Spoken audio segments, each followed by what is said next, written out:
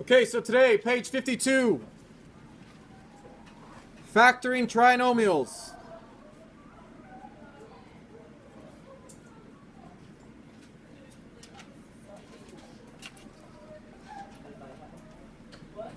Factoring trinomials in the form of x squared plus bx plus c.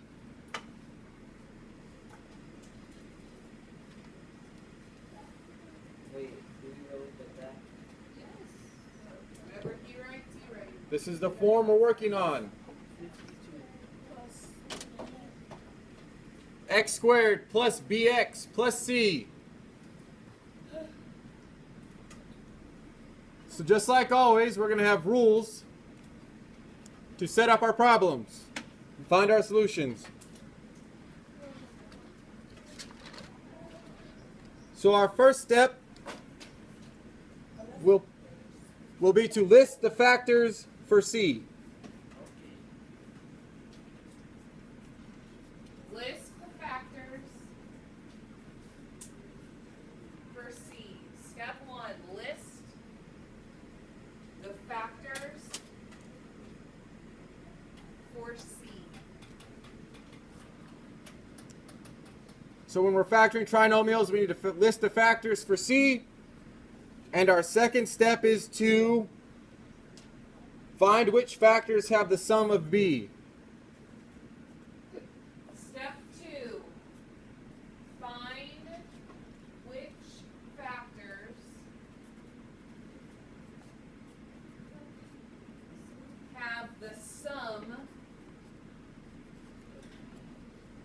of B. So what does sum mean? Trey? Like The product? no. Oh, wait. Tylee? You got this? Just when you add two numbers together, that is their sum. Can you have negative numbers in sums?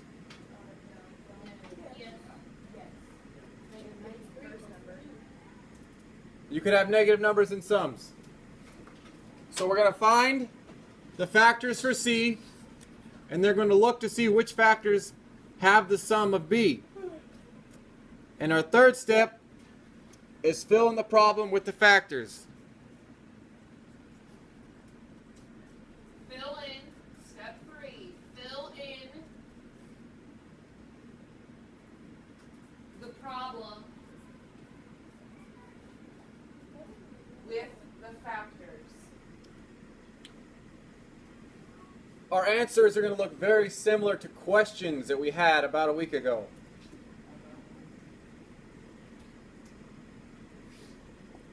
It'll be very convenient because it gives us a simple way to check our answers.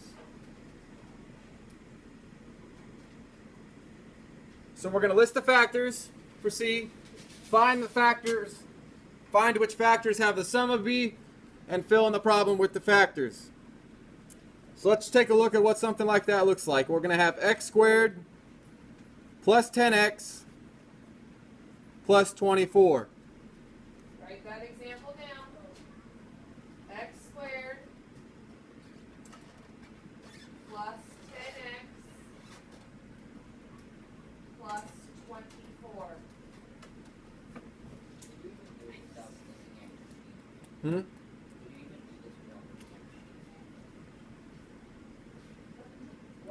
Yes. Yes. Okay, so step 1. What's our step 1? What shall we do? List the factors. What is our C in this case? 24. So 24. Simple factors are the first one, 24, 1 and 24. How can you find the factors of 24? 1 and 24. You could guess and check, you're right. Perfect. That's all from memory. What if I don't know the factors of 24? What did you just get? Oh, a factor thinking. You can turn to the page. So we can turn to page 2 and look at our factors. Yes. So everybody should turn to that green page or be looking at that green page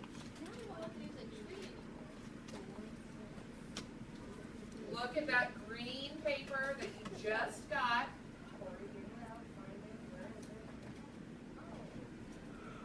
So, Look at the green page. so far we've got 1 and 24 and 2 and 12. What else is there? 6 and 4.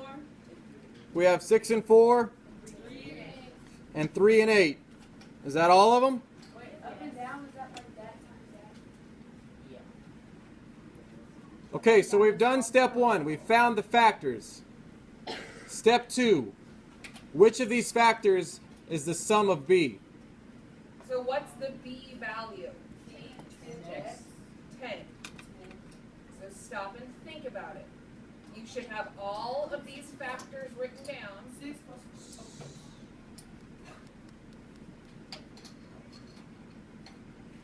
Tyler. 6 and 4. So how are we going to write this answer out? Remember, this is what our problems looked like when we had to FOIL them.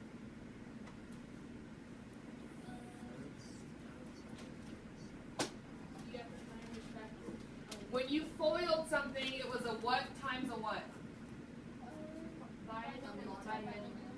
A binomial times a binomial. Which factors have the sum of b? So which factors have that sum of 10? 6 and 4. So where is 6 and 4 going to go? In the first slot or the second slot? First. Second. Oh. So we put our factors in the second slot in each binomial. Now what goes in the first slot? What's the first term in the binomial? Spencer?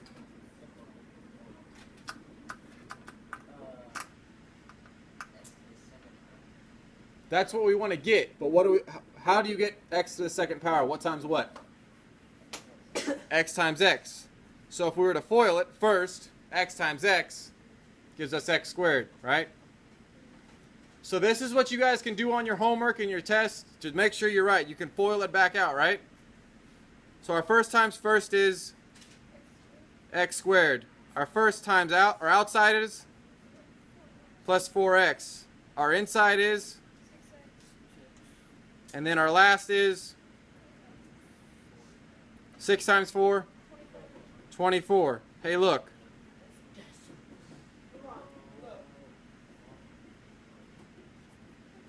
If you were to FOIL it out, the answer is x plus 6, x plus 4. You're unfoiling the problem. You're making it a binomial times a binomial. What I'm showing you right here is that you can FOIL this out, and if you get the answer that your problem started with, you're right. Okay, What do you want to do? okay, so that's all you have to do. So find whatever's in the last place, factor it out, and then, so then What's step 2? you find whatever equals whatever's in the B spot, and then you put them right there and then put X. For today, yes. Yeah, your step 3 is always going to be substituting into x plus blank and x plus blank. Yeah, so it'll always be X. Right now, it will always be x, Plus and then the next one starts with x. Let's look at another example. Let's say we had x squared minus 10x plus 16.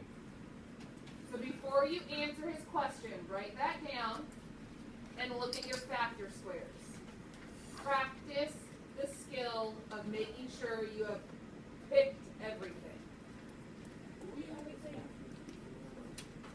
Look at your factor squares. Make sure you are listing everything.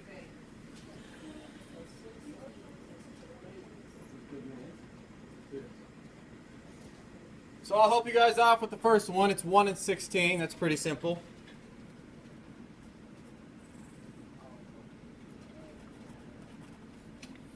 So what's another one?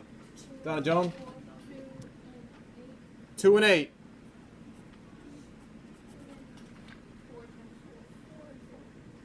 4 and 4. Is that all of them?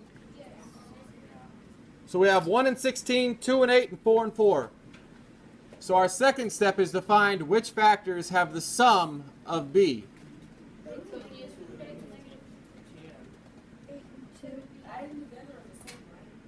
But can you add negative numbers? Is that still a sum? But you can, like, that would, so you have to make the negative. So if you do Because 8, you multiply on the negatives up. Yeah, I got it. hey, say your whole thought. Okay. I was like, so I didn't know, I was like thinking, like, if I would create those two numbers negative. Which two numbers negative? 2 and 8. Okay. If you multiply them, the 8 will cancel, the negatives will cancel out, and it'll be 16. So two negatives. A negative times a negative equals a Positive. but a negative plus a negative equals a Negative. That one cancels out the multiplication. All right, D'Angelo, tell me my answer. So, okay, I got that. So you have x, well, parentheses, x minus 2. And then, okay, that's parentheses, x minus 8.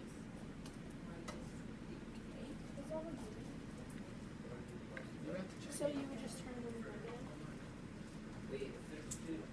So we've got x minus 2 times x minus 8. You can check it on your homework if you wish. If you're confident in your answer, you don't have to, but if you want to check to make sure you're right, go ahead. Let's try one more. X squared plus 9x minus 36. What are our factors for 36? look Emma. at your factor squares.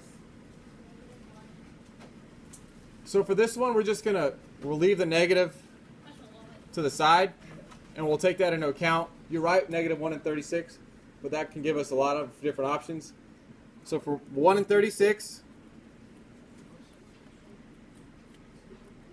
2 and 18,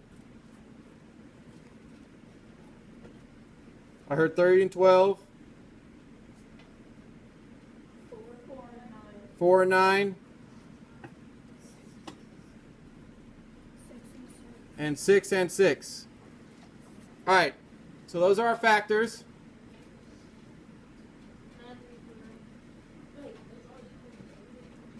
Any type of combination, don't think just one way. How could you combine them to make 9?